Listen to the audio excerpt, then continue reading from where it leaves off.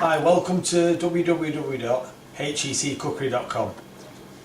Also, it's www.cookiepuppy.com. COOKYPUPPY.com. So you can go on either, and it takes you to the same site. On this one, we're going to do lamb jalfrazi, and we're going to do mulligatawny soup. So straight down to it. We've got a nice red board like that. Don't forget, we start off with the soapy water like that. Give your hands a wash in some hot soapy water when you start. Always make sure you've got clean hands just when you start, even though you're handling raw meat. We've got a raw meat board there, and underneath I've got a cloth, just to show you quickly. There's a cloth there to stop it moving around. Right, so I've got this lamb here for £8.83, which is a good price for lamb at the moment. So that's the time to do these sort of meals. So I've actually bought a leg so that we don't have to start messing around. But the ideal sort of thing is that you've got something left from your Sunday dinner, and that's when you do this sort of this lamb jalfrazi. So I'm trying not to get too much blood on the side. Right, so all I want off that really is like a chunk. So I'll just put that over there a minute. I'll just get a little tray out without making too much racket. Right, throw that over there. And I'm going to cut a chunk off this, which is what we're going to use. So I'm not going to use all this because we're only basing it on 4 portions. So I'm not going to use all this leg of lamb.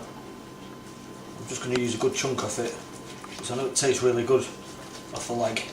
So that's a good place to start. And it's good and cheap. It's a lot cheaper than buying diced. So that should be enough meat.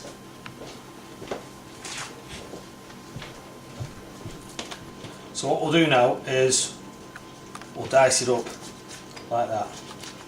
I'm going to leave a little bit of the fat on the top, because that'll help fry it. Just cut it into nice chunks.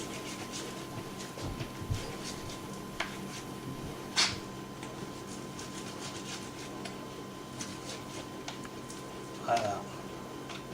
Now we don't want too much fat on, see? Strip of it there. We'll just trim some of it off. Gets a little bit slippy, but it will trim off alright.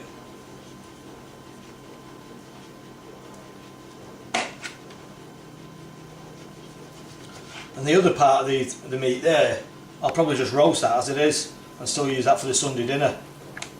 So there'll be nothing wasted, because that's quite a lot of lamb there for 4 people. So don't forget, you've still got your roast lamb dinner there with that. You know, for £8 odd, you can't really grumble, can you? And all these bits of fat we'll just throw over the top of the other lamb, and that'll help cook it. It'll give it a bit of flavour. Always remember, when you're looking at fats, these type of fats are what they call saturated fats.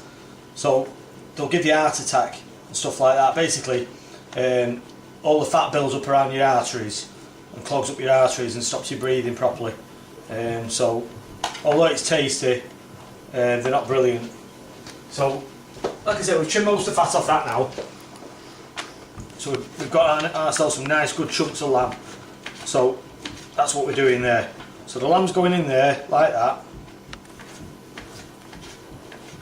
You can buy diced lamb if you want to buy it yourself, but doing it this way, you know you've got good quality meat. And also you've got some nice little chunks going on here.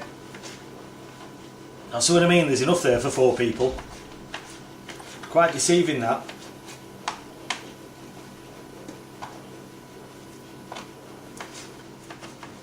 Just makes you realise how much money, when you're buying things diced and prepped, how much money it can cost you. And this website is full of useful tips. www.HECookery.com. It's a free website. And I write books, and there's going to be books on there, story books, cooking books, recipe books, things like that. And these courses, there's 10 courses. So I'm back to washing my hands now. Don't worry if the phone goes like that, because it probably will from time to time. It is what it is. It's a house, I'm doing it from home. So I'm not, if I drop anything, or if the phone goes, I'm just going to leave it. Because obviously I'm doing this with you.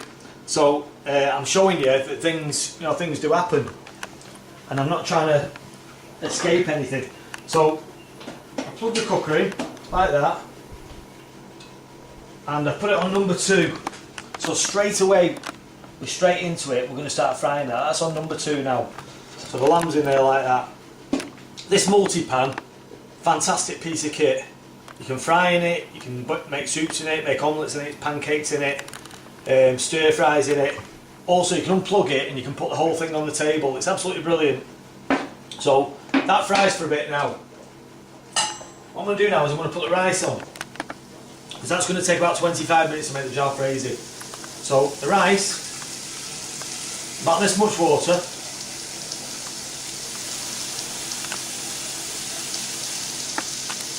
Like that. People often say how much water. Well, I always say put quite a bit in. Sort of like 3 or 4 times the amount of rice that you're going to put in. Now roughly I'm going to put about a mug and a half of rice in, so it's not all that.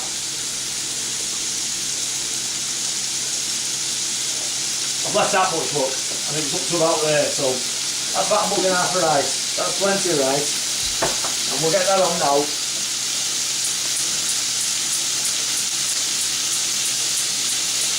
And I'll do it on sort of like a medium light, so the rice will take about 20 minutes. You can hear that searing now, that meat, which is great. So that gives you time to prep a bit of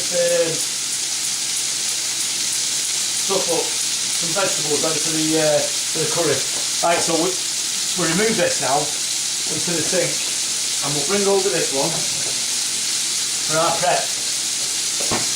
Remember, cross-contamination. Right, we're even going to wash a knife. I'll leave that spoon there. Give that knife a wash. If we've gone from raw meat to doing other things. But in theory, really, we're going to cook everything, so we're okay. If you went from sort of like making a sandwich on here, then you'd be cross-contaminated if you had the raw lamb on here. That's why I use the other board. So you need to remember to make sure that you have your own raw meat board separate. So I'm rough chop a bit of coriander there like that. I just give it a bit of a rinse before, including the stems, so we don't waste anything. And that's absolutely perfect like that. That's lovely that. So we've got some coriander going on there now, and we've got some peppers. So have yourself a bit of a rubbish tub there like that. So there's a bit of rubbish like that. Remember, you can plant the seeds. I'm just going to rough dice the peppers. These are just sweet peppers, capsicum peppers. But remember, peppers are part of the capsicum family, and so are chilies, which we're going to come to in a minute. Right, so there's the peppers, including the tops that we've not got rid of, and we've got a green pepper as well for a bit of colour. When you're picking your peppers, remember to select peppers that look good. Make sure they're not going off, or make sure they're a good size and a good colour, because you want it to look nice in your in your curries. And make sure, if you can get a bargain, don't be fighting to get the yellow sticker or the little blue sticker that's on there. Remember, it's just, you're looking at the quality of the actual vegetable. If the price is cheap, it's good. So the chilies, these are finger chilies. The jalfrazi is quite a hottish curry.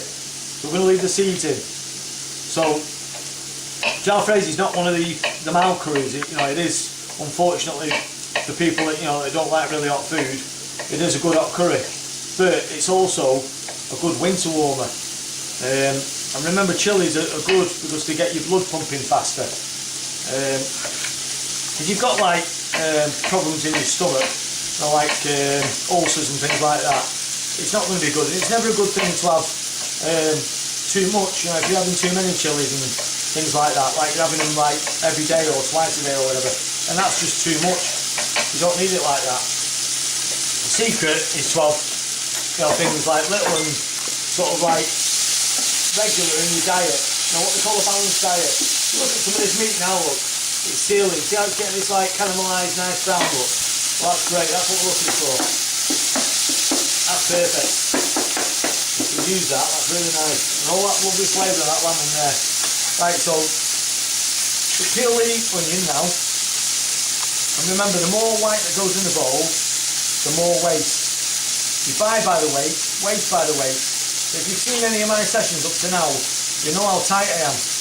I mean, you know, tightness just doesn't come into it. I'm looking for bargains. You know, I'm looking for ways to save you money.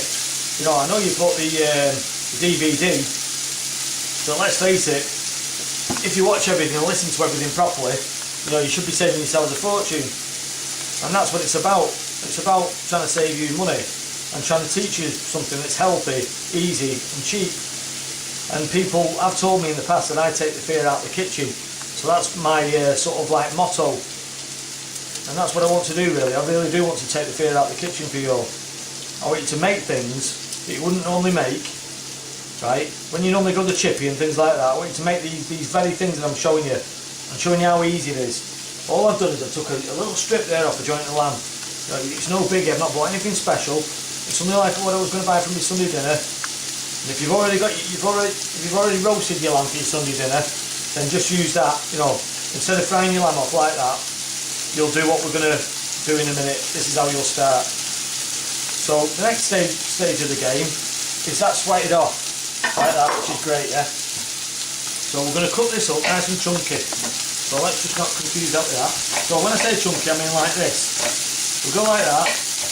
We're going to keep all the onion like that. And just go into 3 strips and then 3 strips like that. Remember to keep your thumb back. Just remember your thumb should never be seen. You always work on the 4 fingers like that.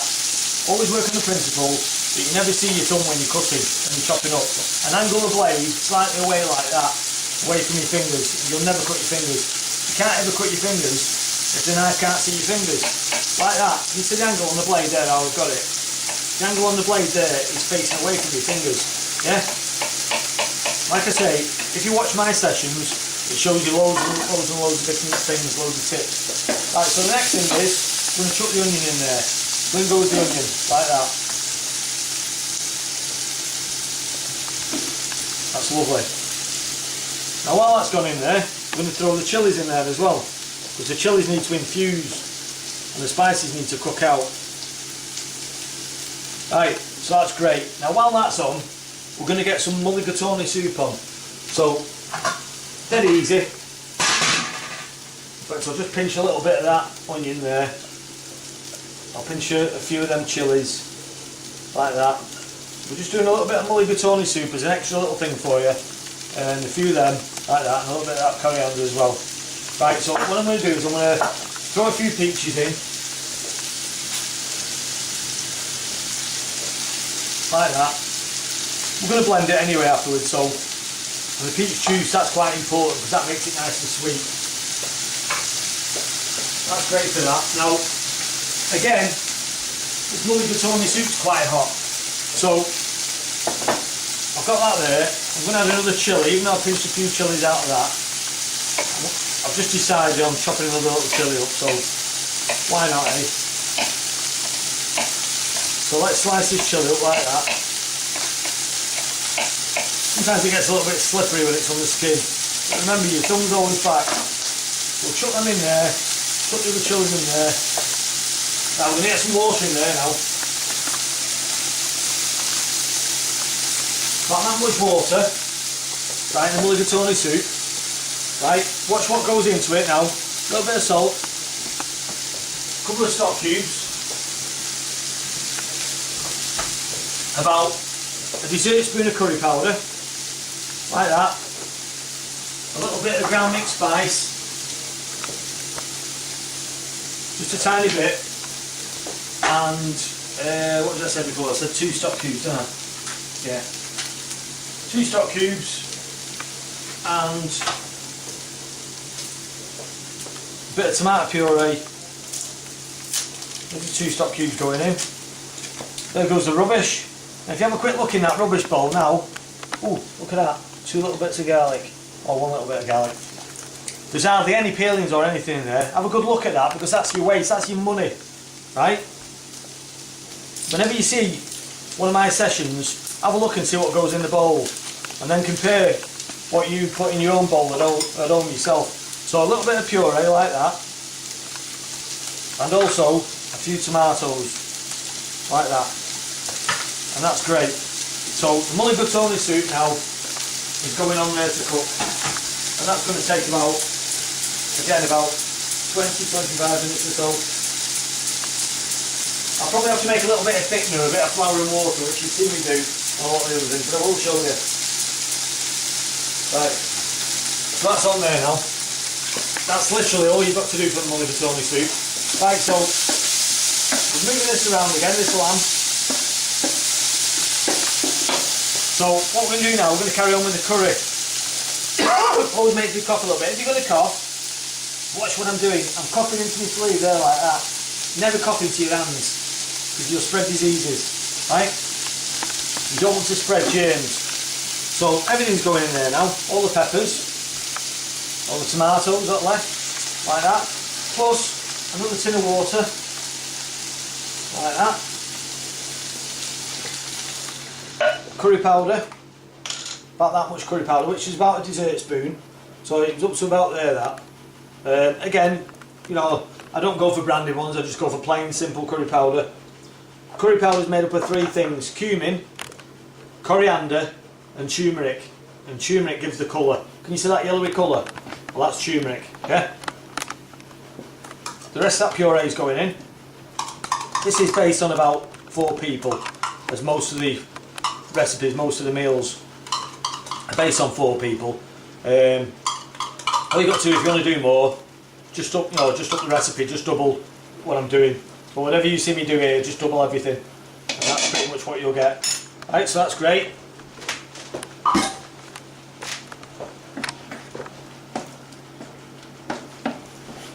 So what I'm going to do now, I'm going to add the rest of the peaches, like that. Because we didn't add any peaches before, did we? I was looking at that before and I thought that was, I'm just going to munch them up like that. And that's like instead of using mangoes. So you just squeeze them up. You can finely chop them if you want, but I don't, you know. I know what they are, I know the peaches and I know they're sweet and I know they make it taste really nice. So that's good enough for me.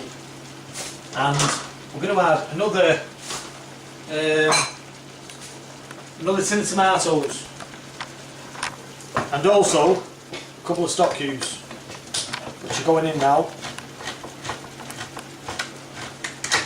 So let's put them tomatoes in, like that. You can squeeze them up in a little bit like that if you want, just to break them down a bit. That's it. Over there like that, that's it. So don't forget to wash your hands.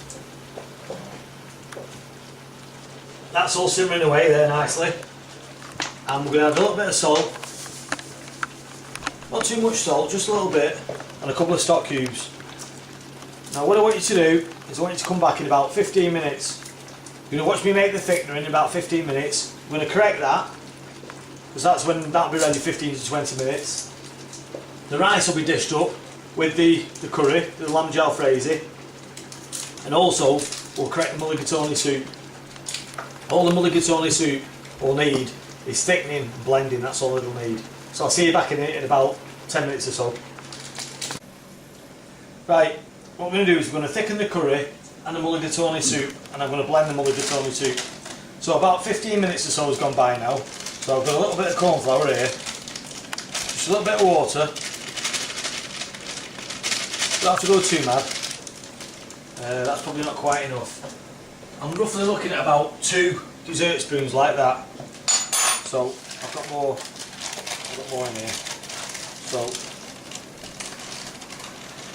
a little bit more. That'll probably do. That's probably plenty. Right, so what you do is you mix that. So basically it just goes like milk. So just give it a little stir like that. It tries to stick to the bottom, but once you've got it moving, it's okay. The ideal thing, if you've got a board, is just to shake the bowl a little bit, and the friction stops it. So it's gone like milk there, like that, which is great. So we'll turn this off now. That's great, that's off. I'll put the lid in there. Always remember, if you can, put your lid on and then tilt it like that so all the water comes off, because the lid will really, really help it cook fast. And you can see the consistency is not quite right. We know the flavour's going to be lovely because there's all kinds in there. Can you see how straight away it's turned into like a sauce? A nice sauce like that, which is perfect. We don't need too much, because we need a bit of that for the mulligatawny. Right, so that's good like that.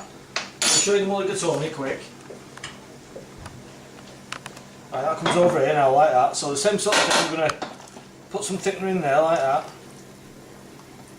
And you can see it thickening up almost straight away, look, into like a sauce type of thing. Right, so that's probably all we need of that. So what we do with that now, that mulligatawny, is I'm going to put it on there. Don't forget to turn your gas off whenever you're doing anything. So get your blender ready. These hand blenders are perfect. Place it on like that.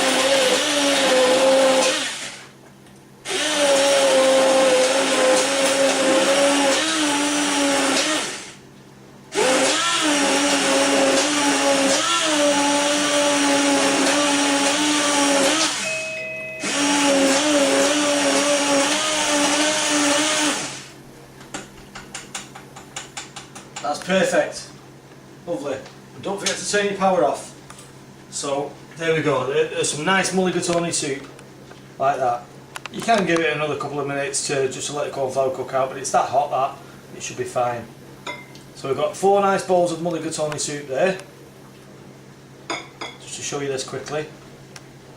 What I'm going to do is I'm going to garnish it with a little bit of coriander, which is there. Just a little bit on each, just to add a bit of colour. Like that. Which is perfect, yeah? That's lovely that. So there's the 4 bowls of soup. And now I'm going to show you, I'm going to put these jalfrazi together quickly, just to show you that. So the rice is done. So what you do is you strain the rice off. I'll give you the 4 plates.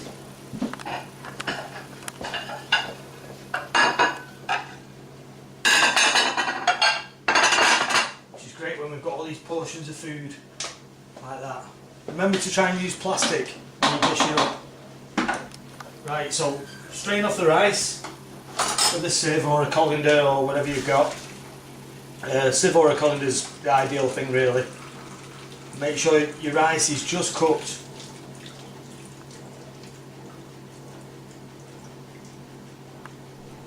Like that, that's perfect. Just put it on there like that, on each one. That's roughly about 4 portions I'd say, there's a little bit left in there and we can get that out after. So like there, yeah? Just make a little well in it, like that. So there's not too much rice. All the way around like that. That's perfect. And we'll dish up the jalfrazi now. And have lovely chunks of lamb. Like that. Now if you get a close in of how that looks, this is how they're going to be finished like that. www.cookiepuppy.com or www.HECookery.com, and that's your lamb jalfrazi. Like that. How beautiful does that look? It's absolutely spot on. So thanks very much for coming and watching this session, and keep watching for all the other sessions because there's going to be absolutely loads of them. That's lovely. There's at least 4 or 5 portions of lovely lamb jalfrazi. I'm just going to finish garnishing the rest, and I'm going to leave it and say thank you very much and visiting my website. Look at that.